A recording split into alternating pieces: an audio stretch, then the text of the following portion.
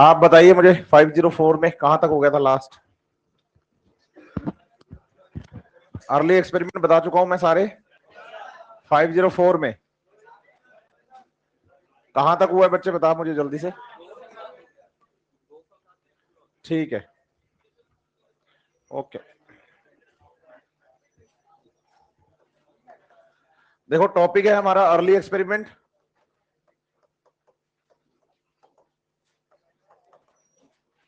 NCERT ने 5 scientist लिख के दिए हमें, कितने? 5, सही है। इनमें से फर्स्ट जो थे वो जोसेफ प्रिस्ले, और जोसेफ प्रिस्ले का एक्सपेरिमेंट हम पढ़ चुके हैं लास्ट क्लास में। बेल जार एक्सपेरिमेंट था, जो कि ये एक्सप्लेन करता है कि भाई जो प्लांट्स हैं, ग्रीन प्लांट्स, वो बैड एयर में अच्छी ग्रोथ करते हैं, और जब वो ग्रोथ करते हैं बैड एयर में, तो वो बैड एयर को गुड एयर में कन्वर्ट कर देते हैं। तो green plants are responsible for the purity of air, ये उनका फाइनल कंक्लूजन था, जिसमें उन्होंने एक प्लांट, मिंट प्लांट, कैंडल और माउस को रख के बेल जार में ये एक्सपेरिमेंट करवाया था। सही है। दूसरे नंबर पे जो एक्सपेरिमेंट है बच्चे, 2 नंबर एक्सपेरिमेंट, वो हमने पढ़ा था जैन इंजन हाउस का। एनसीईआरटी के अकॉर्डिंग चले हम, सही है। तो हमने कहा कि जैन इंजन हाउस ने भी बेल जार एक्सपेरिमेंट किया, लेकिन उन्होंने प्रूव किया कि भाई जो लाइट है, क्या है, is essential for the purity of air. अगर आप कहते हैं कि green plants are responsible for the purity of air, तो वो purity of air in the presence of light होता है। सही है बात या नहीं? यस और नो? और साथ ही साथ यहां पर इन्होंने एक एनसीईआरटी लिखती है एन एलिगेंट एक्सपेरिमेंट, यस और नो? एलिगेंट एक्सपेरिमेंट करवाया हाइड्रिला प्लांट, एक्वेटिक प्लांट का यूज करते हुए, और ये बताया कि जो ग्रीन प्लांट्स होते हैं उनके ग्रीन पार्ट्स, ग्रीन प्लांट्स के ग्रीन पार्ट्स जो हैं बच्चे, वो पर्टिकुलर क्या करते हैं, ऑक्सीजन प्रोड्यूस करते हैं लाइट की प्रेजेंस में। तो ऑक्सीजन ग्रीन पार्ट से निकलती है, एक्सपेरिमेंटली जैन इंजन हाउस ने प्रूव किया था, लेकिन ऑक्सीजन की डिस्कवरी का जो क्रेडिट है वो तो जोसेफ प्रिस्ले के पास है, क्योंकि जो प्योर एयर है वही ऑक्सीजन थी। सही है बात या नहीं? आप एनसीईआरटी पेज नंबर 208 पे आएंगे, तो नंबर 3 पे जो साइंटिस्ट है उनका नाम है जूलियस वॉन सैक। क्या नाम है? आज इनके बारे में बात करने वाला हूं मैं आपके साथ। आप बताइए कि जब जूलियस वॉन सैक की हम बात करते हैं, तो हमें जूलियस वॉन सैक को 2 बार पढ़ना है, ठीक है? एक तो 197 नंबर पेज खोलो आप NCERT, 194 sorry, 194 number page NCERT का है। देखिए आप, चैप्टर है मिनरल न्यूट्रिशन, चैप्टर 12। इसमें जो पहली हेडिंग है ना कि methods to study the mineral requirements of the plant, इसमें जो मेथड है वो मेथड हमें पढ़ाया गया हाइड्रोपोनिक्स। और यहां देखो पहली दूसरी लाइन में 194 नंबर पेज पे जो साइंटिस्ट का नाम दिया गया है बच्चे, वो लिखा गया है जूलियस वॉन सैक। तो आप बताइए कि जूलियस वॉन सैक का नाम सिर्फ फोटोसिंथेसिस के लिए याद नहीं करना हमें, फोटोसिंथेसिस के साथ साथ मिनरल न्यूट्रिशन में हाइड्रोपोनिक्स के लिए भी याद करेंगे, ठीक है? अब इन्होंने फोटोसिंथेसिस में जो बताया था, एनसीईआरटी ने हमें सिर्फ उसका कंक्लूजन लिख के दिया है, एक्सपेरिमेंट नहीं दिया। तो मैं भी कंक्लूजन के अकॉर्डिंग ही चल रहा हूं आपके साथ। जूलियस वॉन सैक के अकॉर्डिंग बात यह है कि भाई जो ग्रीन प्लांट्स होते हैं, कौन? वो फोटोसिंथेसिस करते हैं। लेकिन क्या पूरा ग्रीन प्लांट फोटोसिंथेसिस करता है? नहीं। आप बताइए, ओनली ग्रीन पार्ट्स करते हैं, only green parts perform photosynthesis, only green part perform photosynthesis. अब ग्रीन पार्ट जब फोटोसिंथेसिस करता है, कौन? तो क्या कंप्लीट पार्ट ही फोटोसिंथेसिस करेगा? आप कहते तो नहीं नहीं, उसकी सेल्स करती हैं। तो क्या कंप्लीट सेल फोटोसिंथेसिस करेगी? नहीं। आप बताइए, सेल में तो मेम्ब्रेन है, साइटोप्लाज्म है, दूसरे सेल ऑर्गेनल है। ग्रीन पार्ट में भी एक पर्टिकुलर स्ट्रक्चर है जो फोटोसिंथेसिस परफॉर्म करती है, और उस सेल के अंदर प्रेजेंट स्ट्रक्चर का नाम है क्लोरोप्लास्ट। क्या नाम है? तो उन्होंने कहा कि ग्रीन प्लांट्स में, ग्रीन पार्ट्स में एक पर्टिकुलर स्ट्रक्चर है जो कि क्या करती है? फोटोसिंथेसिस। क्या करती है? और उस स्ट्रक्चर को आज हम किस नाम से जानते हैं? क्लोरोप्लास्ट। सही है। तो बताइए, इस स्ट्रक्चर में चलेगा प्रोसेस, प्रोसेस कौन सा? फोटोसिंथेसिस। और इस फोटोसिंथेसिस प्रोसेस से बनेगा क्या? फूड। और फूड किस फॉर्म में बनेगा? और प्लांट्स इस ग्लूकोज को स्टोर करेंगे स्टार्च की फॉर्म में। सही है बात या नहीं? तो आप बताइए कि ग्रीन प्लांट्स के ग्रीन पार्ट्स में एक पर्टिकुलर स्ट्रक्चर है जिसका नाम क्या है? इस क्लोरोप्लास्ट नाम की स्ट्रक्चर में एक स्पेसिफिक प्रोसेस चल रहा है जिसका नाम, और उससे बनेगा फूड ग्लूकोज, और प्लांट उसे स्टोर करते हैं। अल्टीमेटली इन्होंने अपने कंक्लूजन्स में हमें समझाया स्टार्च, ग्लूकोज, फोटोसिंथेसिस और क्लोरोप्लास्ट का इंटर रिलेशनशिप, कि इन चारों का रिलेशन क्या है। तो आप बताइए कि फोटोसिंथेसिस नाम का जो प्रोसेस है वो ग्रीन पार्ट्स के एक पर्टिकुलर स्ट्रक्चर क्लोरोप्लास्ट में चलता है, जिससे प्लांट्स बनाते हैं फूड ग्लूकोज की फॉर्म में, और उसे स्टोर कर लेते हैं किस फॉर्म में? स्टार्च की फॉर्म में। समझ रहे हैं बात या नहीं? एनसीईआरटी पेज नंबर 208 जो है ना बच्चे, इसका जो पहला पैराग्राफ है, फर्स्ट पैराग्राफ 208 पे, ये आपको जूलियस वॉन सैक के एक्सपेरिमेंट का कंक्लूजन समझाता है 4 लाइनों के अंदर। ठीक है, इसे आप याद करिएगा, इसे आप पढ़ेंगे तो आपको यही सारी बातें मिलेंगी जो मैंने अभी आपको बताई हैं। इसके बाद आप देखिए सेकंड जो पैराग्राफ है उसमें जो साइंटिस्ट लिखे गए हैं नंबर 4 पे, उनका नाम है TW एंजलमैन। यस और नो? आप देखिए एनसीईआरटी के अंदर बच्चे जो सेकंड जो पैराग्राफ है, नाउ कंसीडर से शुरू हो रहा है, नाउ कंसीडर से शुरू हो रहा है। इस पैराग्राफ में अगर आप देखेंगे ध्यान से, लास्ट लाइन जो है ना सेकंड पैराग्राफ की लास्ट लाइन, एनसीईआरटी ने साफ साफ लिखा है कि भाई ये सेक्शन 13.4 में आपको दिखेगा। आप देखो एनसीईआरटी पेज नंबर 210, सेक्शन 13.4 एक हेडिंग है जिसमें लिखा गया है कि how many different type of pigments are involve in photosynthesis. Yes और नो? तो एनसीईआरटी कह रही है कि TW एंजलमैन का जो एक्सपेरिमेंट है ये आपको सेक्शन 13.4 में डिटेल में पढ़ने को मिलेगा। और सेक्शन 13.4 में 3 ग्राफ दिख रहे हैं आपको, दिख रहे हैं? ये जो 3 ग्राफ है इनमें से जो सेकंड ग्राफ है, कौन सा? बोलो। वो है conclusion of TW Angelman. Marking कर सकते हैं आप कि जो सेकंड ग्राफ है, ये सेकंड ग्राफ कंक्लूजन है किसका? TW एंजलमैन के एक्सपेरिमेंट का।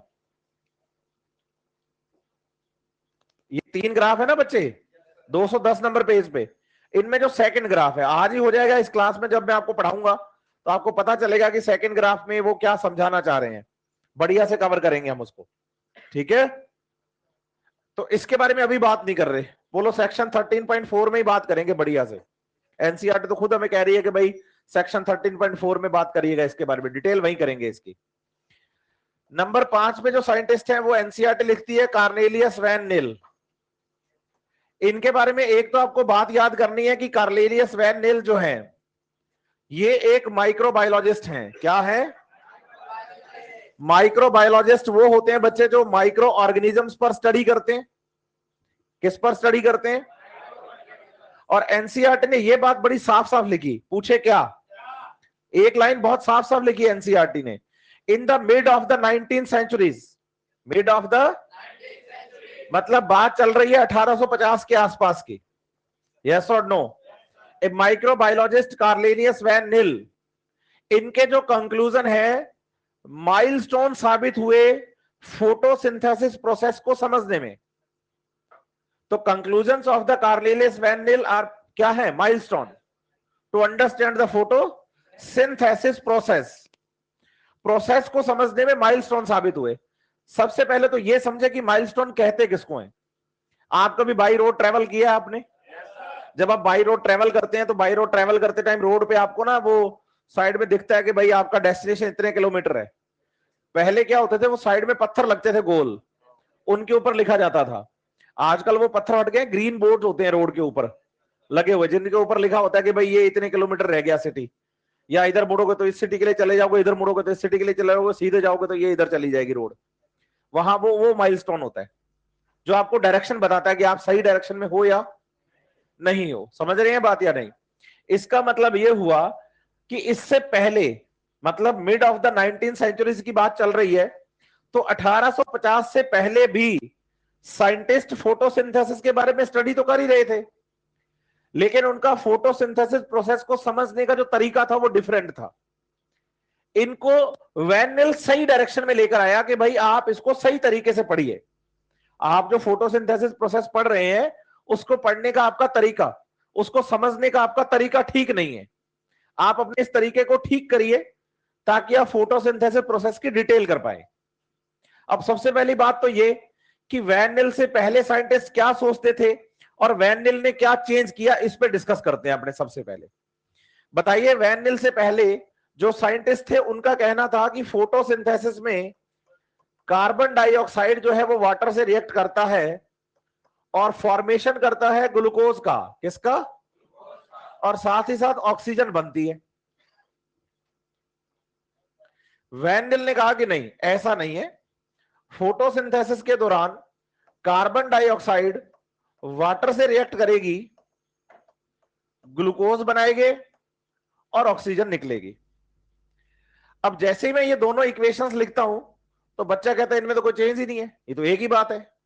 मैं भी यही कह रहा हूं। आप सोचो बच्चे कि आप बाई रोड जा रहे हैं कहीं, मान लीजिए अभी आप कोटा पढ़ रहे हैं, क्लासरूम के अंदर आप कोटा से जयपुर जा रहे हैं, रोड पे आप निकल गए अपनी कार लेकर, आपको पता चला कि भाई 6-7 किलोमीटर के बाद किसने बताया आपको कि भाई राइट मुड़ जाना, सीधे चले जाओगे तो उदयपुर आ जाएगा, इधर मुड़ जाना जयपुर आ जाएगा। अब आप वो भूल गए किसी भी कारण से, आपने सीधा ही मीटर खींच दिया। थोड़ी दूर जाने के बाद आपको माइलस्टोन दिखा, उसमें लिखा उदयपुर 280 किलोमीटर, तो आपके दिमाग में थोड़ा सा चला कि यार गड़बड़ हो गई, गलत डायरेक्शन में है। आपने कार रोक दी और वहीं छोड़ दी और पैदल आप वापस आए। कार वहीं छोड़ दी कि गलत डायरेक्शन में आ गए और फिर पैदल वापस आए आप? नहीं। तो क्या करेंगे आप? वहां से किसी से जानकारी लेंगे कि भाई जयपुर वाला रास्ता कहाँ है, तो आपको वो दुकान वाला या कोई भी रोड पे जो भी होगा, हाईवे वाला या टोल वाला, आपको कहेगा कि भाई आप पीछे जाइए 15 किलोमीटर, फिर आप लेफ्ट मुड़ जाइएगा, आप गलत आ गए हैं तो आप उधर चले जाना। अब आप आ गए हैं वापस उस रोड पे, मुड़ भी गए हैं आप, लेकिन अभी भी आपके दिमाग में चल रहा है कि यार सही हूं या, लेकिन थोड़ी देर में आपको माइलस्टोन दिखता है कि जयपुर 240, आप खुश हो जाते हैं कि हाँ भाई सही डायरेक्शन में है। तो माइलस्टोन का ये जादू है, एक तो पहली बात। दूसरा मैं ये कहना चाह रहा हूं, इक्वेशन तो सेम है, इक्वेशन को समझने का तरीका ही तो अलग था। कार जो गलत डायरेक्शन में लेके गए थे वही तो सही में ला रहे हो आप, या वो कार वहीं छोड़े आए थे कि ये तो गलत डायरेक्शन में ले जाती है, अपने तो सही वाले लेंगे अब। तो वही कह रहा हूं, इक्वेशन सेम है बेटा, बस समझने का तरीका क्या किया, डिफरेंट।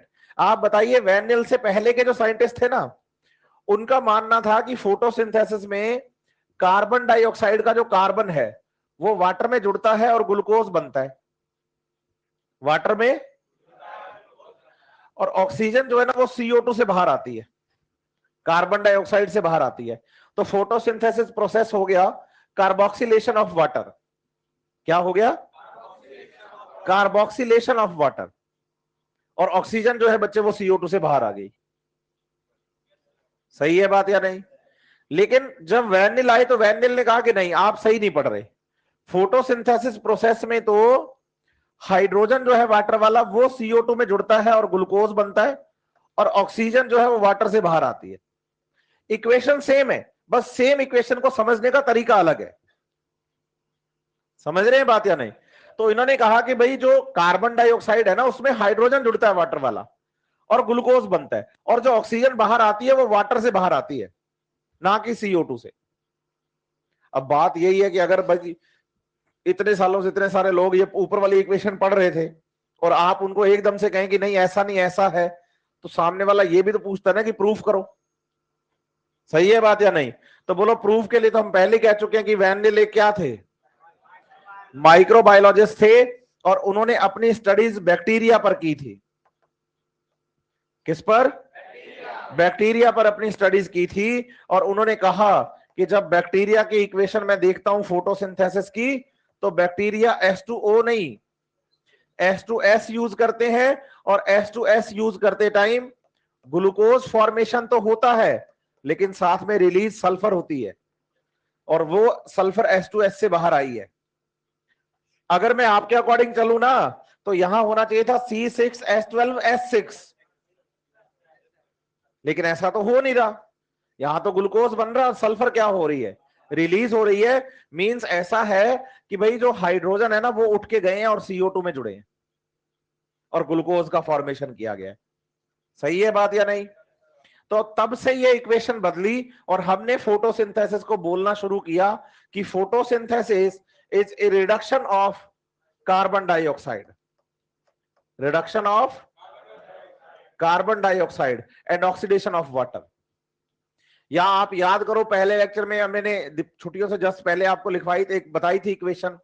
तो हमने बात करी थी कि photosynthesis is reduction of CO2 in the presence of suitable oxidizable compound और हाइड्रोजन डोनर। तो आप बताइए कि प्लांट्स में वो हाइड्रोजन डोनर वाटर होता है, प्लांट्स में वो हाइड्रोजन डोनर वाटर होता है, जबकि बैक्टीरिया में वो हाइड्रोजन डोनर H2S है। एक तो ये बात है कि जो वैन नील ने आपको समझाई, और वैन नील ने कहा कि भाई फोटोसिंथेसिस जो प्रोसेस है, इस फोटोसिंथेसिस प्रोसेस को आप रिडक्शन ऑफ CO2 कहेंगे, ना कि कार्बोक्सिलेशन ऑफ वाटर कहेंगे। आपको मैं क्लियर कर दूं, एनसीईआरटी ने हमें साइंटिस्ट अर्ली एक्सपेरिमेंट में सिर्फ 5 पढ़ाए हैं। नंबर 1 पे Joseph Priestley, Jan Ingenhousz, Julius von Sachs, TW Engelmann और कार्नेलियस वैन नील। और इनके कंक्लूजन के बारे में एनसीईआरटी ने लिखा भी है कि भाई ये माइलस्टोन साबित हुए, यस और नो। लेकिन यहीं पर एक बात और भी समझनी है आपको, पूछें क्या?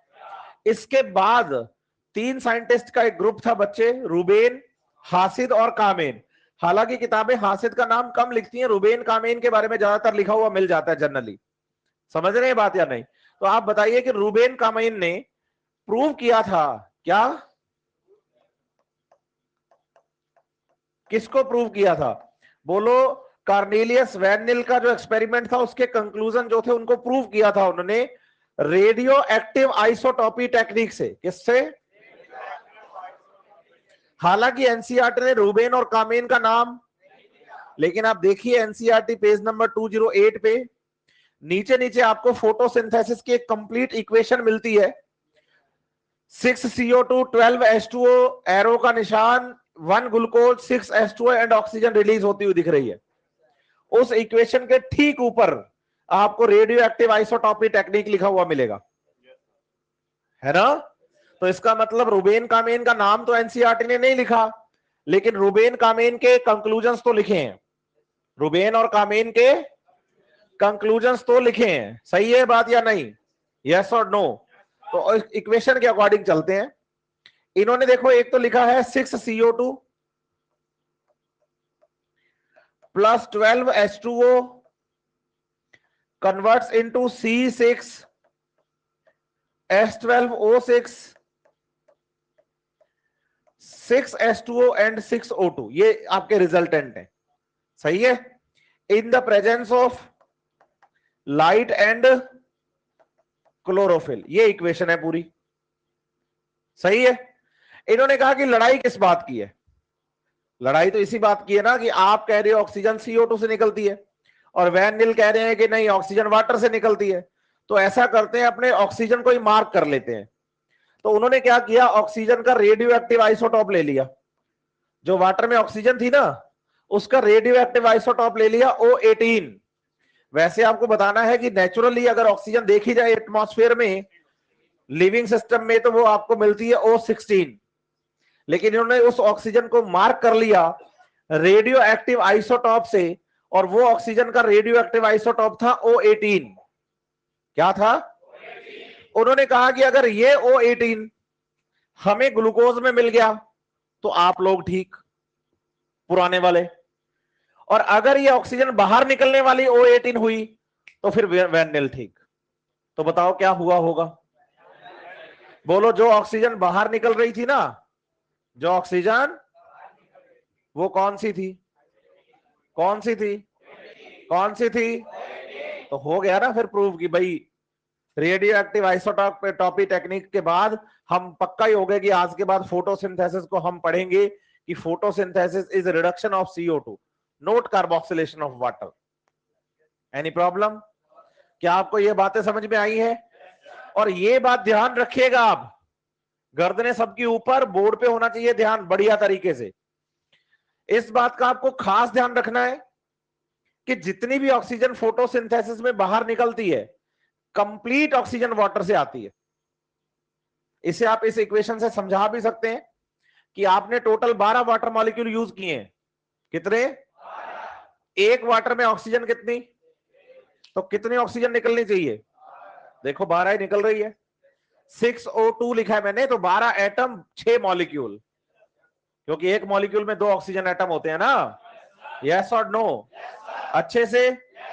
एनसीईआरटी पेज नंबर 209, ऊपर सेकंड लाइन है, 209 सेकंड लाइन है। एनसीईआरटी ने क्वेश्चन पूछा है कि can you tell why the 12 water molecules are used as the substrate for the synthesis of one molecule of glucose। Glucose के एक मॉलिक्यूल का फॉर्मेशन करने के लिए आप 12 वाटर मॉलिक्यूल्स का यूज एज ए सबस्ट्रेट क्यों करते हैं? तो आप बताइए कि during photosynthesis complete oxygen release from water, और कितनी ऑक्सीजन निकल रही है? 12 एटम्स, इसलिए आपको 12 वाटर मॉलिक्यूल यूज करने पड़ते हैं। यस और नो? आज के बाद मत बोल देना ऐसा यस सर। तुम्हें सबस्ट्रेट पता हो सकता है, रिजल्टेंट तुम्हें पहले कैसे पता है? नहीं समझ रहे आप मेरी बात? आपको यह बात समझनी है कि 12 वाटर मॉलिक्यूल यूज होते हैं, बोलो, इसीलिए 12 ऑक्सीजन निकलती हैं, या 12 ऑक्सीजन निकलती है इसलिए 12 वाटर तोड़ते हैं? 12 वाटर टूटते हैं इसलिए 12 ऑक्सीजन निकलती हैं, 12 ऑक्सीजन निकलती है इसलिए 12 वाटर यूज होते हैं। तो फिर थिंकिंग ही गलत हो गई ना ये तो फिर। और बच्चे क्या करते हैं, जल्दबाजी में इसका आंसर यही देके चले जाते हो, ग्लूकोज बनाते ना 12 ऑक्सीजन निकलते हैं इसलिए 12 वाटर चाहिए। नहीं भाई साहब, 12 वाटर यूज होते हैं इसलिए 12 ऑक्सीजन निकलती है। और एनसीईआरटी ये समझाना चाह रही है, इसलिए आपसे क्वेश्चन फॉर्म में पूछ रही है। समझ रहे हैं बात या नहीं? सिंपल वे में करिए चीजों को आप। और बच्चा क्या है, जल्दबाजी में सर बोल भी जाते हैं और बच्चा उसको यस सर कर भी लेता है। तो रीजन ये नहीं है। पूछो रीजन क्या है? बोलो, जब फोटोसिंथेसिस प्रोसेस आपको डिटेल में बताएंगे ना बच्चे, तो अपने आप ही आपको रीजन आपके सामने आंखों के क्लियर हो जाएगा बढ़िया तरीके से इसी क्लास के अंदर। लेकिन अभी के लिए आपको यह याद करना है कि 12 water molecule as a substrate use होते हैं, इसलिए 12 ऑक्सीजन निकलती है। 12 ऑक्सीजन निकलती है इसलिए 12 वाटर यूज नहीं करते आप। वो तो इक्वेशन से आपको देखना है, ये समझना है कि कंप्लीट ऑक्सीजन वाटर से ही आती है। क्लियर है बात? अच्छे से? कोई प्रॉब्लम? तो इस क्वेश्चन में आपको बिल्कुल भी कंफ्यूज नहीं होना है। बढ़े आगे, देखिए next heading NCERT page number 209 पे क्या है कि where does the photosynthesis takes place, कि फोटोसिंथेसिस बेसिकली होता कहां है? तो आपका आंसर क्या होगा? इन क्लोरोप्लास्ट। सेल बायोलॉजी किसने पढ़ाई आपको? क्लोरोप्लास्ट की स्ट्रक्चर किसने बताई आपको? क्या आपको पता है कि क्लोरोप्लास्ट एक double membrane bound cell organelle है? आपको पता है उसमें ग्रेना और स्ट्रोमा है? ग्रेना पार्ट में थाइलेकोइड्स होती हैं, ग्रेना थाइलेकोइड और स्ट्रोमा थाइलेकोइड होती हैं। याद है? खुद का अपना डबल स्टैंडर्ड सर्कुलर डीएनए और 70s राइबोसोम्स होते हैं। ये सारी बातें आप जानते हैं। एम आई राइट? तो बोलो, इस क्वेश्चन का आंसर है क्लोरोप्लास्ट। और इसकी मैक्सिमम बातें हमें पता है। और याद करिए, जिस दिन मैंने क्लोरोप्लास्ट पढ़ाया था ना, तो एनसीईआरटी का ये पेज खुलवाया था और आपको मैंने कहा था बच्चे कि ये डायग्राम पढ़ा रहा हूं क्योंकि आगे चल के फोटोसिंथेसिस में काम आएगा। याद है आपको? यस और नो? लेकिन कुछ बातें हैं इस थ्योरी के अंदर बच्चे, where does photosynthesis takes place में, जो बच्चों को कंफ्यूज करती हैं। पहली बात, एनसीईआरटी पेज नंबर 209 का where does photosynthesis takes place वाले हेडिंग का जो पहला पैराग्राफ है, फर्स्ट, उसके लास्ट में एनसीईआरटी ने आपसे एक क्वेश्चन पूछा है कि can you tell the names where some other parts of the plant where photosynthesis में अकर हो सकता है। तो आप ये बताइए कि एक तो होती है ग्रीन लीव्स, उसके अलावा पूछ रहा है, अदर पार्ट्स बोल रहा है ना वो। तो आप बताइए प्लांट का जो भी पार्ट ग्रीन होगा, बोलो, नेचुरली। ये नहीं कि अपने ब्रश पकड़ा और ग्रीन कर दिया और कहा कि लो जी फोटोसिंथेसिस शुरू, नहीं, नेचुरली, इंटरनली। जो प्लांट पार्ट ग्रीन होगा वो फोटोसिंथेसिस करेगा, चाहे वो न्यूली फॉर्म स्टेम हो, चाहे वो ग्रीन फ्रूट्स हो। इवन आप फ्लावर की बात करते हो, फ्लावर का सबसे बाहर वाला पार्ट सेपल्स ग्रीन कलर के होते हैं बेसिकली, है ना। और कुछ एग्जांपल तो हमारे पास प्लांटिंग किंगडम में ऐसे भी है जिनकी रूट्स भी हरी हैं। ट्रापा, सिंघाड़ा खाते हैं ना अपने, तो जड़ें तो खा रहे हो, रूट्स, ग्रीन रूट्स फोटोसिंथेटिक होती हैं। तो बोलो जो भी पार्ट ग्रीन हो, चाहे वो स्टेम हो, लीफ तो होती ग्रीन है, चाहे वो सेपल्स हो, फ्रूट ग्रीन हो, चाहे वो रूट्स ही क्यों ना हो, बस ग्रीन होना चाहिए, क्या करेगा। तो इस क्वेश्चन का आंसर तो आप समझ जाइए, green part of the plant, आप कुछ भी बोल सकते हैं, एग्जाम्पल मैंने दिए हैं आपको। फिर सेकंड पैराग्राफ के लास्ट में क्वेश्चन और पूछा एनसीईआरटी ने आपसे, लाइन क्वेश्चन एक है लेकिन उसमें बातें दो पूछी हैं। अलाइनमेंट ऑफ क्लोरोप्लास्ट है बेसिकली, अगर देखा जाए तो क्या है, अलाइनमेंट ऑफ क्लोरोप्लास्ट, कि क्लोरोप्लास्ट कब तो होते हैं परपेंडिकुलर और कब होते हैं पैरेलल। सही है बात या नहीं। ये जो सेकंड पैराग्राफ है, इसका जो क्वेश्चन है, इसके सामने आप मार्किंग करिए, NCERT page number 222, NCERT page number 222, और एक हेडिंग है लाइट, 222 नंबर पेज पे दिख रहा है क्या। इस लाइट वाले पोर्शन में ग्राफ है, तो ऐसे बोलो कि जिस दिन ये ग्राफ एक्सप्लेन करोगे ना, उस दिन क्लोरोप्लास्ट का अलाइनमेंट भी एक्सप्लेन कर देना, क्योंकि अभी तो हमें प्रोसेस के बारे में कुछ ज्यादा पता, पहले तो हमें प्रोसेस समझा दो। जब हमारे बेसिक्स क्लियर हो जाएंगे ना, तो ये छोटे मोटे क्वेश्चन तो ऑटोमेटिकली सॉल्व कर देंगे सर हम। नहीं समझ रहे आप मेरी बात, तो ये मैं खुद छुड़वा के जा रहा हूं। ये वो बातें हैं जो जनरली बच्चा क्या करता है, स्किप, लेकिन हमें स्किप करनी और पढ़ना है बहुत बढ़िया तरीके से। बोल के छुड़वा रहा हूं, इसका मतलब फ्यूचर में बताऊंगा जरूर बहुत बढ़िया तरीके से, ठीक है। चलिए आगे बढ़ते हैं। अभी हम बात करने जा रहे हैं बच्चे फोटोसिंथेसिस की रिक्वायरमेंट्स के बारे में। अगर आप फोटोसिंथेसिस प्रोसेस की बात करते हैं, किसकी, तो बताइए बेसिकली फोटोसिंथेसिस प्रोसेस में रिक्वायरमेंट्स होती हैं 4। कितनी, बोलो, पिगमेंट्स, वाटर, लाइट, CO2। अच्छा, क्या आपको कार्बन डाइऑक्साइड मिलती है, बोलो खुद प्रोड्यूस करते हैं हम तो रेस्पिरेशन से। वाटर मिलता है, पक्का। लाइट मिलती है। क्या आप फोटोसिंथेसिस कर सकते हैं, क्यों। एक्चुअली देखा जाए तो हम सिर्फ पिगमेंट्स की वजह से फोटोसिंथेसिस नहीं कर रहे, बाकी तो तीनों रिक्वायरमेंट्स फोटोसिंथेसिस की पूरी हो ही रही हैं। तो टोटल फोटोसिंथेसिस की रिक्वायरमेंट्स कितनी है, इनमें सबसे पहली रिक्वायरमेंट है, बोलो, पिगमेंट्स। क्या है, तो अभी हम सबसे पहले बात करने जा रहे हैं पिगमेंट्स के बारे में। किसके बारे में, आप बताइए कि जब हम फोटोसिंथेटिक पिगमेंट्स की बात करते हैं, किसकी बात करते हैं, फोटोसिंथेटिक पिगमेंट्स की, तो बेसिकली हमें 3 टाइप के पिगमेंट याद करने हैं प्लांट्स के लिए। कितने, फर्स्ट क्लोरोप्लास्ट, कौन बोल रहा है भाई पीछे, कौन बोल रहा है, ठीक करिए भाई साहब अपने आप को आप। क्लोरोप्लास्ट नहीं, क्लोरोफिल, पिगमेंट्स की बात हो रही है, क्लोरोप्लास्ट इज सेल ऑर्गेनल, है ना। तो एक तो आपको बताना है बच्चे पिगमेंट कौन से, क्लोरोफिल्स, ठीक है। दूसरे आपको बताने हैं कैरोटीनॉइड्स, और तीसरे आपको बताने हैं फाइकोबिलीन्स।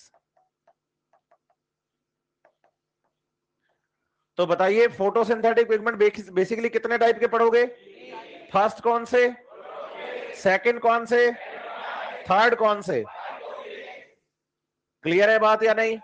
आप बताइए, there are many type of chlorophylls. अब कितने टाइप के वो आगे हम बात करने वाले हैं, लेकिन आपको यह बात याद रखनी है कि जो क्लोरोफिल्स होते हैं, कौन, ये आप बताइए कि ग्रीन कलर के पिगमेंट होते हैं। कैसे हैं, ग्रीन कलर्ड पिगमेंट है, कौन। और साथ ही साथ याद रखिए कि लाइट इज एसेंशियल, बोलिए,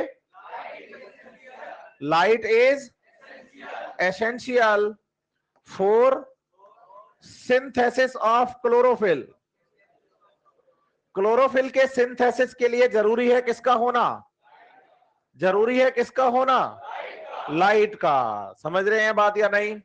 तो आप बताइए बच्चे की light is essential for the synthesis of chlorophyll. इसका मतलब अगर लाइट नहीं होगी तो क्लोरोफिल का सिंथेसिस नहीं होगा। सही है बात या नहीं? आप बताइए कि if any plant kept in dark for a long time, then the plant become yellow or the pale। कि प्लांट जो है वो पीला पड़ जाएगा अगर उसको लगातार आप किस में रखें? डार्क में। समझ रहे हैं बात या नहीं? डार्क के इस इफेक्ट को, प्लांट पर डार्क के इस, आप बताइए इटियोलेशन कहेंगे। क्या कहेंगे? बोलो, loss of chlorophyll, loss of in absence of light. और प्लांट कैसा पड़ जाएगा? येलो कलर का। रहेगा याद? यस और नो? देखो मैं आपको क्लियर कर दूं, प्लांट के पीला पड़ने के कारण अलग अलग है। जैसे मैं अगर एक ह्यूमन की बात करूं, आपकी बात करूं, हमारी बात करूं, तो हमें बुखार होता है। बुखार का बेसिकली मीन होता है कि बॉडी टेम्परेचर राइज हो गया, लेकिन उसके कॉज तो अलग अलग होते हैं ना बच्चे। वायरल बुखार है, टाइफाइड है, मलेरिया है, पता नहीं 10-15 नाम तो ऐसे ही याद है हमें। बोलो सही है बात या नहीं? लेकिन सबका एक कॉमन सिम्टम है कि बॉडी का टेम्परेचर राइज हो जाता है। ऐसे आप बताइए कि जब कोई प्लांट बीमार पड़ता है, क्या बताएंगे? तो जब कोई प्लांट बीमार पड़ता है तो प्लांट बीमार पड़ने का मतलब है कि भाई प्लांट पीला पड़ जाता है। प्लांट पीला पड़ जाता है। समझ रहे हैं मेरी बात या नहीं? यस और नो? और प्लांट पीला पड़ने का कारण अलग अलग हो सकते हैं। बोलो, अगर मिनरल्स की कमी से हुआ है तो क्लोरोसिस, जरूरत से ज्यादा लाइट गिरने से हुआ है तो सोलराइजेशन। मैं बताऊंगा बच्चे, अपने पूरे फिजियोलॉजी में टर्म्स मिलेगी आपको अलग अलग टाइम पे, लेकिन मैं आपको बता रहा हूं कि पीला पड़ने का कारण सिर्फ ये नहीं है कि लाइट एब्सेंट है। बोलो, लाइट हो तो भी पीला हो सकता है मिनरल ना मिल रहा हो सकता है प्रॉपर वाटर ना मिल रहा हो। तो बहुत सारे कारण हैं प्लांट के पीला पड़ने के। ठीक है? वो फोटो ऑक्सीडेशन हो सकता है, सोलराइजेशन हो सकता है, फोटो इनहिबिशन हो सकता है, क्लोरोसिस हो सकता है, कुछ भी कारण हो सकता है। लेकिन जब आप पर्टिकुलर बात करेंगे इटियोलेशन की, किसकी? तो फिर तो फिक्स हो जाता है कि in the absence of light, in the chlorophyll का सिंथेसिस नहीं हो पा रहा है। क्लियर है बात अच्छे से? तो प्रॉब्लम। फिर आप बताइए कि क्लोरोफिल बेसिकली हमें पढ़ने हैं 5 टाइप के। कितने? 5 टाइप के क्लोरोफिल्स आपको याद करने हैं। इन पांचों टाइप की अगर मैं बात करूं तो आप बताइए क्लोरोफिल ए, बताइए chlorophyll B, chlorophyll C, chlorophyll D और क्लोरोफिल ई। ये अलग अलग टाइप के क्लोरोफिल्स हैं। बोलेंगे A, B, C, D and E, ये 5। समझ रहे हैं बात या नहीं? आप बताइए कि क्लोरोफिल ए की अगर हम बात करें, किसकी? तो आप बताते हैं chlorophyll A is universal. Chlorophyll A is universal का मतलब क्या होता है? यूनिवर्सल का मतलब क्या होता है? सभी प्लांट्स में होता है। यस और नो? ठीक है, आप आज के बाद थोड़ा सा इसको चेंज करके बोलिए मेरे साथ। बताइए प्रेजेंट इन, बोलो present in all oxygenic photosynthetic organisms. बोलो present in all oxygenic photosynthetic organisms. बोलो ऑक्सीजेनिक किसे कहते हैं? बताइए, जो फोटोसिंथेसिस के दौरान ऑक्सीजन प्रोड्यूस करते हैं। मतलब ऐसे ऑर्गेनिज्म जो ड्यूरिंग फोटोसिंथेसिस वाटर यूज करेंगे। क्या यूज करेंगे? और क्या बनाएंगे? उन्हें क्या कहते हैं? बताइए, अर्थ का पहला ऑक्सीजेनिक फोटोसिंथेटिक ऑर्गेनिज्म कौन? Blue green algae cyanobacteria. जिसने अर्थ पर पहली बार वाटर यूज किया फोटोसिंथेसिस के लिए। इसका मतलब क्लोरोफिल ए जो है ना बच्चे, मोनेरा किंगडम में साइनोबैक्टीरिया के अंदर पहली बार डेवलप हुआ, और उसके बाद ऊपर जितने भी किंगडम है, मोनेरा के बाद आप प्रोटिस्टा पढ़ते हो, प्रोटिस्टा के बाद फंजाई में तो फोटोसिंथेसिस होता ही नहीं है ना, फंजाई के बाद प्लांटी पढ़ते हो। तो बोलो जिस भी जगह पे आप पढ़ते हो फोटोसिंथेसिस और वाटर टूटकर ऑक्सीजन निकल रही हो, वाटर, वहां आपको हमेशा क्लोरोफिल ए मिलेगा ही मिलेगा। तो मतलब वाटर यूज हो रहा है, मतलब क्लोरोफिल ए प्रेजेंट है, ये दिमाग में डाल लो। इसका मतलब बैक्टीरियल फोटोसिंथेसिस ऑक्सीजनिक नहीं, नॉन ऑक्सीजनिक होता है। क्लियर? Any problem? कोई बात जो समझ नहीं आ रही हो तो थोड़े सीधे बैठ के बिल्कुल ऐसे अटेंटिव दिखना चाहिए मेरे को सब बच्चे, ठीक है? ये छुट्टियां सिर्फ आपके लिए नहीं थी, हमारे लिए भी थी बच्चे, लेकिन इसका मतलब ये बिल्कुल भी नहीं है कि एनर्जी लेवल डाउन करना है हमें। आप जैसा रेगुलर क्लास में दिखते हैं वैसा ही दिखेंगे, ठीक है? हाँ, क्लियर है यहां तक बात आपको? तो आप बताइए कि क्लोरोफिल्स में टोटल क्लोरोफिल 5, जिनमें से हमें बेसिकली याद क्लोरोफिल ए को रखना ही रखना है, क्योंकि क्लोरोफिल ए तो आपको हर तरह के प्लांट में दिखेगा, हर तरह के ऑक्सीजनिक फोटोसिंथेटिक ऑर्गेनिज्म में दिखेगा ही दिखेगा। बस बैक्टीरिया क्या है, ऑक्सीजनिक फोटोसिंथेटिक ऑर्गेनिज्म नहीं होते, नॉन ऑक्सीजनिक होते हैं, तो वहां नहीं मिलता। आपको बैक्टीरिया के लिए याद करना है कि बैक्टीरिया में, बोलो बैक्टीरियो क्लोरोफिल, ये बैक्टीरिया के अंदर है, अल्फा और बीटा। बैक्टीरियो क्लोरोफिल अल्फा और बीटा दो टाइप होते हैं ये, और एक बैक्टीरियो विरिडीन, बैक्टीरियो विरिडीन। आप बताइए कि ये प्रेजेंट है किसमें? बैक्टीरिया में, ठीक है? और क्लोरोफिल ए जो है वो यूनिवर्सल है, लेकिन बैक्टीरिया में नहीं है, क्योंकि इनका फोटोसिंथेसिस नॉन ऑक्सीजनिक होता है, इनका फोटोसिंथेसिस। तो यहां क्लोरोफिल ए नहीं, यहां बैक्टीरियो क्लोरोफिल अल्फा बीटा या बैक्टीरियो विरिडीन दिखता है आपको, ठीक है बात या नहीं? जैसे डाइवर्सिटी में आपने बैक्टीरिया पढ़े थे ना बच्चे, क्लोरोबियम, क्रोमेटियम, याद है या नहीं है? रोडोस्पाइरुलम, याद है या नहीं है? वो सब फोटोसिंथेटिक जो ऑर्गेनिज्म थे, उनमें किसी में क्या प्रेजेंट था? क्लोरोफिल अल्फा बीटा, सही है बात या नहीं? और कुछ में बैक्टीरियो विरिडीन भी दिख रहा था आपको, तो वो याद रखनी है आपको बात। लेकिन आप याद रखें कि क्लोरोफिल ए यूनिवर्सल है, बी जो है ना क्लोरोफिल बी, बोलो ये सभी प्लांट्स में है। किसमें है? प्लांट्स में। बोलो ब्रायो से लेकर एंजियो तक, मतलब ब्रायोफाइटा, टेरिडोफाइटा, जिम्नोस्पर्म, एंजियोस्पर्म, इनमें सब में है। बच्चा कहता है आपने एल्गी नहीं लिखा, हालांकि एल्गी भी प्लांटी में आता है। तो आपको ये बात समझनी है कि एल्गी में सिर्फ हायर एल्गी में होता है ये। किसमें होता है? और हायर एल्गी कौन है? Chlorophyceae, green algae. फियोफाइसी और रोडोफाइसी हायर एल्गी नहीं है। तो इसका मतलब क्लोरोफिल ए तो मिलेगा ही मिलेगा एल्गी में, क्योंकि वो तो यूनिवर्सल है। साइनोबैक्टीरिया के बाद कोई भी अगर फोटोसिंथेटिक ऑर्गेनिज्म हो, उसमें ए तो मिलना ही मिलना है। ए तो ए के साथ बी, ए के बी जो है वो किसमें मिल रहा है? समझ रहे हैं मेरी बात या नहीं? प्लांट में तो सब में, ब्रायो से एंजियोस्पर्म तक, लेकिन एल्गी में सिर्फ क्लोरोफाइसी के अंदर, फियोफाइसी और रोडोफाइसी में नहीं मिलता। आप एनसीईआरटी पेज नंबर 33 देखो, ओनली 33। थोड़ा जल्दी हाथ चलाएंगे, ओनली 33 नंबर पेज। एक टेबल दी गई है आपको डाइवर्सिटी के अंदर, इसमें क्लोरोफाइसी, फियोफाइसी, रोडोफाइसी 3 क्लासेस हैं। इनका जो तीसरा कॉलम है उसमें लिखा है इंपॉर्टेंट मेजर फोटोसिंथेटिक पिगमेंट्स। आप क्लोरोफाइसी में देखो ए और बी है, फियोफाइसी में ए के साथ सी है, और रोडोफाइसी में ए के साथ डी है। जेंथोफाइसी लिखी नहीं, हमारे सिलेबस में ही नहीं है। समझ रहे हैं बात या नहीं? तो आप बताइए कि सी, डी एंड ई कौन कौन? ये रिमेनिंग एल्गी में प्रेजेंट है। समझ रहे हैं बात या नहीं? मतलब बाकी एल्गी में ए तो मिलेगा ही मिलेगा, ए के साथ ये दूसरे पिगमेंट्स भी प्रेजेंट हैं। लेकिन आप बताइए, हमें इनको नहीं पढ़ना, हमें इनको भी नहीं पढ़ना।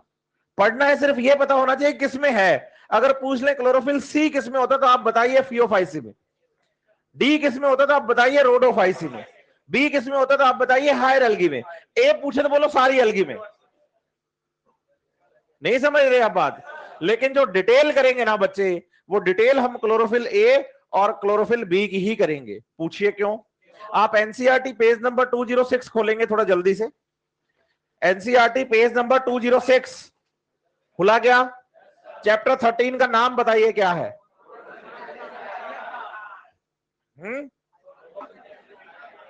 बताइए हायर प्लांट्स में कौन सा पिगमेंट मिलेगा? ए और तो इसका मतलब मेरा पूरा का पूरा चैप्टर किस पर बेस्ड है? एनसीईआरटी खोलो आप, पेज नंबर 210, 13.4 हेडिंग है, how many different type of pigments are involve in. आप पहला ग्राफ देखो ना, क्लोरोफिल सिर्फ ए और बी की बात है बच्चे, सी डी ई की बात ही नहीं है। क्यों नहीं है?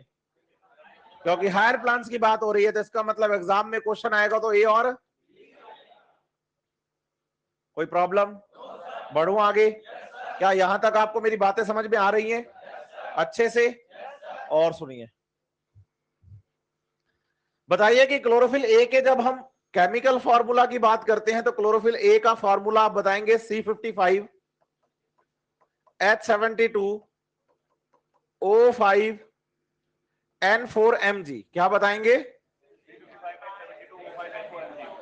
और क्लोरोफिल बी का फॉर्मूला आप बताएंगे C55 H70 O6 N4Mg। बताइए, दोनों की केमिकल स्ट्रक्चर लगभग सेम होती है, आप पूरी सेम बता सकते हैं, बस एक पॉइंट है जहां डिफरेंस है।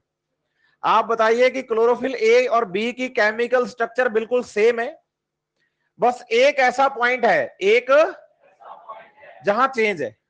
बताइए, एक पॉइंट पर क्लोरोफिल ए में आपको मिथाइल ग्रुप और सेम उसी जगह पे क्लोरोफिल बी में आपको एल्डिहाइड CHO ग्रुप मिलता है। बाकी कंप्लीट स्ट्रक्चर इनकी क्या होती है? सेम होती है। जैसे मैं बच्चे को ये बात बोलता हूं तो सामने से बच्चे का काउंटर क्वेश्चन होता है कि सर वो कौन सा पॉइंट है जहां ए में CH3 और बी में CHO होता है? समझ रहे हैं बात या नहीं? यस और नो? तो फिर मैं उसको बताता हूं कि भाई पहले क्या करो, क्लोरोफिल ए और बी की स्ट्रक्चर पढ़ लो, फिर आपको वो पॉइंट भी पता चल जाएगा। यहां तक कोई किसी को प्रॉब्लम हो तो बताओ, वरना मैं स्लाइड चेंज करूं। हाँ भाई, बात उनसे कर रहा हूं जो पढ़ रहे हैं। कोई प्रॉब्लम हो तो बेझिझक बताइए मुझे, नहीं तो मैं आगे बढ़ूंगा। डाउट ना होने के सिर्फ दो ही कारण होते हैं, या तो सब समझ में आ रहा है या फिर कुछ भी समझ में नहीं आ रहा। हाँ जी, पक्का? चलो ठीक है, थोड़ी आवाज होनी चाहिए ना बच्चे। हाँ ठीक है। देखो 7-8 दिन की छुट्टी से आए हो आप, मुझे भी पता है दोबारा फ्लो बनने में थोड़ा टाइम लगता है, फर्स्ट क्लास है, लेकिन कोशिश करेंगे तो सब हो जाएगा। अगर पहले ही सोच के बैठ गए कि नहीं नहीं मैं तो आया 8 दिन बाद हूं, मेरा तो फ्लो, फिर नहीं बनेगा। फिर तो आज क्या, फिर चाहे 1 साल तक बैठे रहो तो भी नहीं बनेगा। थोड़ा एनर्जेटिक दिखिए, ठीक है? कोशिश करिए अपने आप को एनर्जेटिक रखने की। चलिए आगे बढ़ते हैं। बताइए कि हम बात करने वाले हैं स्ट्रक्चर ऑफ क्लोरोफिल की।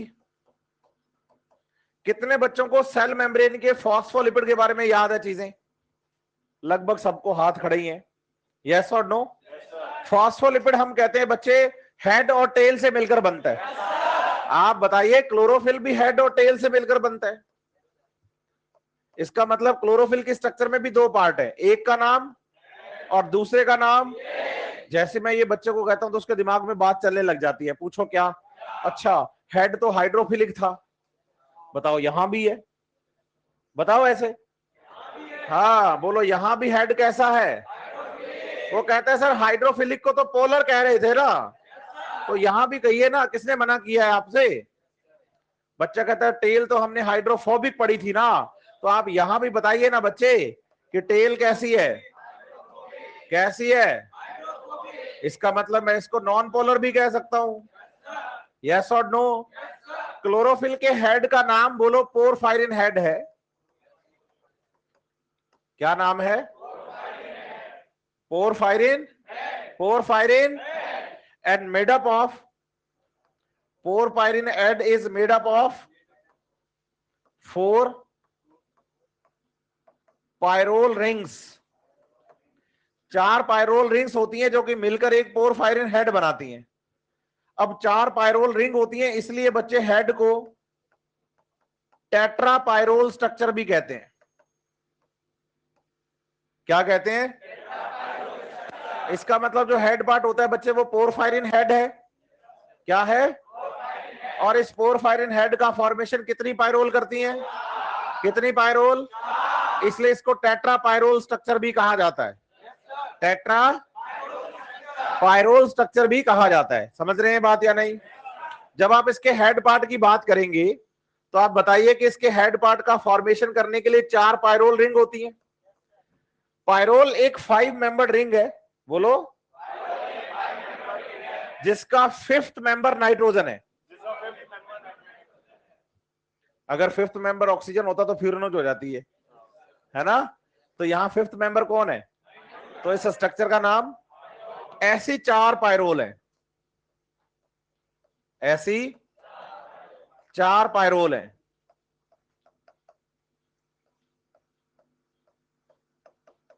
बोलो, फर्स्ट, सेकंड, थर्ड और फोर्थ। और चारों पायरोल आपस में जुड़ी हुई है। चारों पायरोल आपस में जुड़ी हुई है। अब आप देखो, क्लोरोफिल का फॉर्मूला पढ़ते हो, C55 H72 O5 N4 Mg। आप देखो बच्चे, 4 नाइट्रोजन बताते हो ना आप, बोलो एक पायरोल में पायरोल कितनी, तो नाइट्रोजन कितने? देखो फॉर्मूला में N4 है और साथ में क्या लिखा गया है? क्या लिखा गया है? Mg। सही है।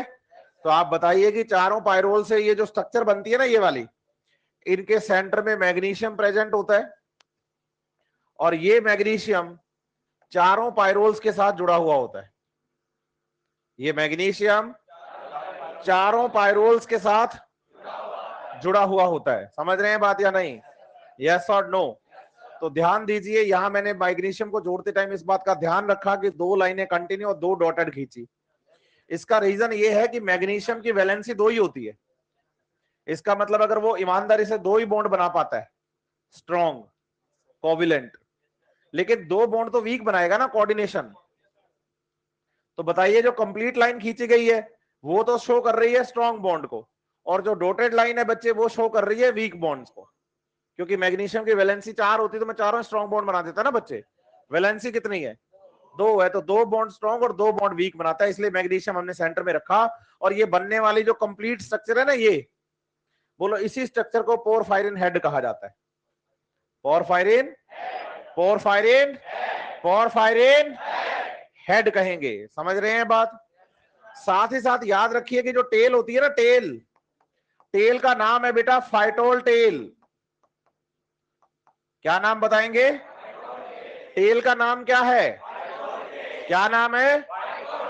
बोलो, 4th पायरोल के साथ एक लॉन्ग हाइड्रोकार्बन चेन जुड़ेगी। ये जो लॉन्ग हाइड्रोकार्बन चेन है, इसी लॉन्ग हाइड्रोकार्बन चेन को हम फाइटोल टेल कहेंगे।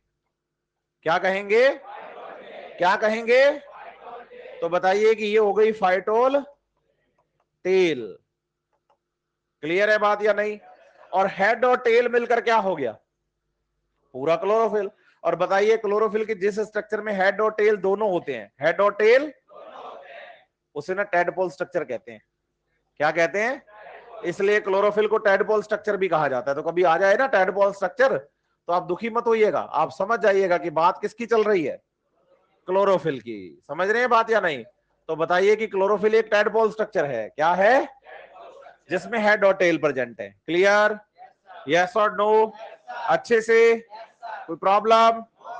और सुनिए बात ध्यान से आप, बताइए कि इसमें पोलर हेड और नॉन पोलर टेल है, तो एक पूरा क्लोरोफिल मॉलिक्यूल, बोलो, पूरा क्लोरोफिल मॉलिक्यूल, बोलो,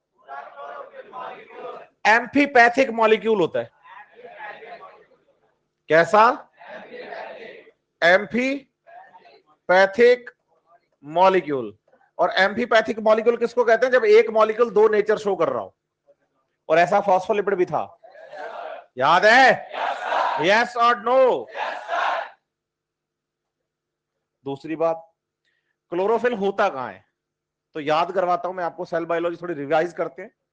क्लोरोप्लास्ट के अंदर ना ग्रेना पार्ट था जिसमें थाइलेकोइड्स थी। थाइलेकोइड की मेम्ब्रेन में फोटोसिंथेटिक पिगमेंट्स ग्रुप्स में प्रेजेंट थे और एक ग्रुप का नाम था क्वांटासोम जिसमें 250 से 400 पिगमेंट मॉलिक्यूल्स प्रेजेंट थे। तो याद करो कि group of pigments are present in the thylakoid और वो पिगमेंट फोटोसिंथेटिक पिगमेंट क्लोरोफिल से तो थे, हाँ या ना? तो अगर कोई पूछे कि क्लोरोफिल्स कहां होते हैं तो आपका आंसर होगा कि क्लोरोफिल्स तो थाइलेकोइड मेम्ब्रेन में होते हैं। क्लियर है बात या नहीं? अब बताइए कि जो मेम्ब्रेन्स हैं कौन, वो तो लिपिड बाइलेयर होती हैं। मेम्ब्रेन्स आर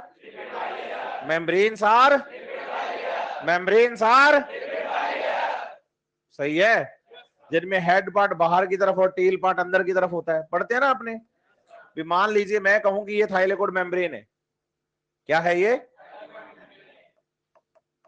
मैंने लिखा कि भाई ये है थाइलेकोइड मेम्ब्रेन, और थाइलेकोइड मेम्ब्रेन एक फॉस्फोलिपिड बाइलेयर होती है। थाइलेकोइड मेम्ब्रेन एक फॉस्फोलिपिड बाइलेयर होती है, ऐसे बोल रहा हूं ना मैं। अब बताइए इस फॉस्फोलिपिड बाइलेयर में बीच बीच में क्लोरोफिल प्रेजेंट है, और अगर क्लोरोफिल यहां थाइलेकोइड मेम्ब्रेन में प्रेजेंट है तो इनकी पोजीशन भी ऐसे ही है, बोलो हेड बाहर टेल अंदर, क्योंकि मेम्ब्रेन में रहना है। बोलो, कहते हैं ना कि जहां रहना होता है वहां की शर्तें अपनानी होती है।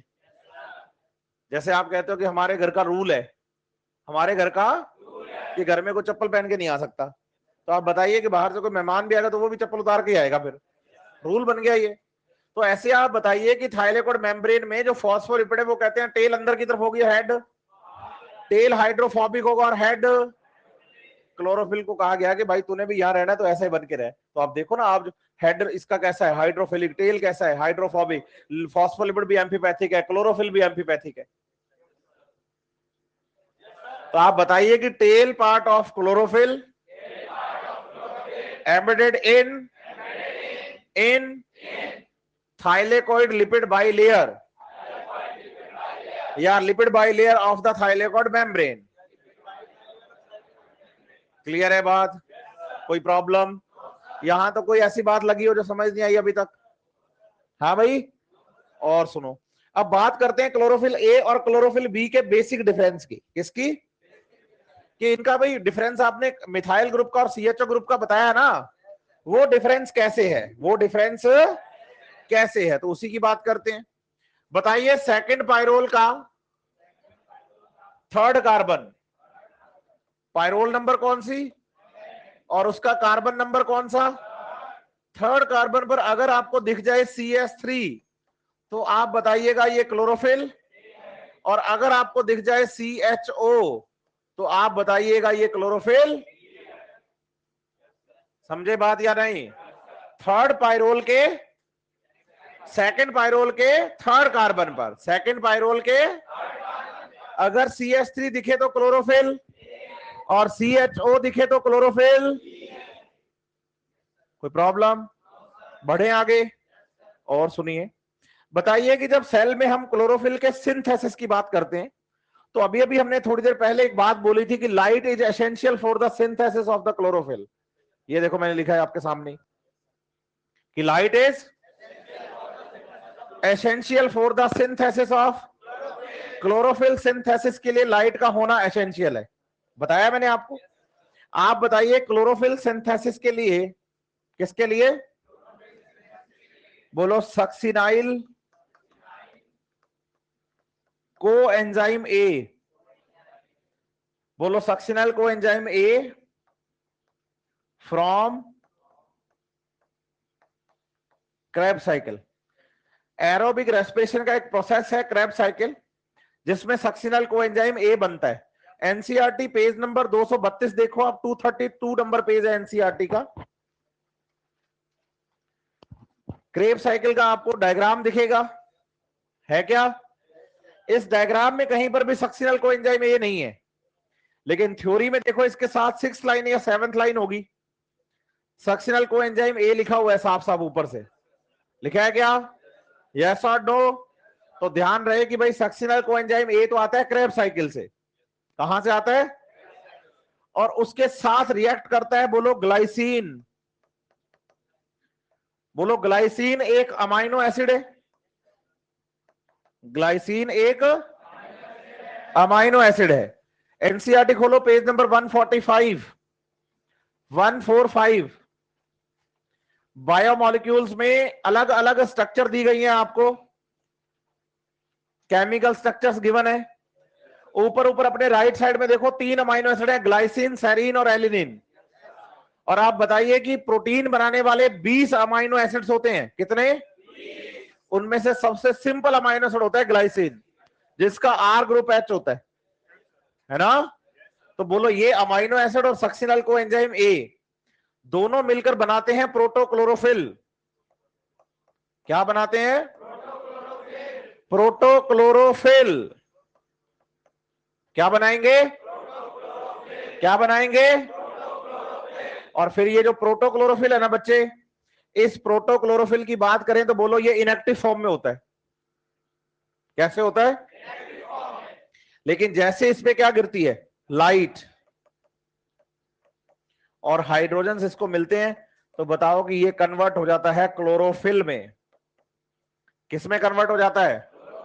तो बोलो क्लोरोफिल सिंथेसिस तो केमिकल रिएक्शन से हो गया, क्लोरोफिल सिंथेसिस तो केमिकल रिएक्शन से हो गया, यस और नो?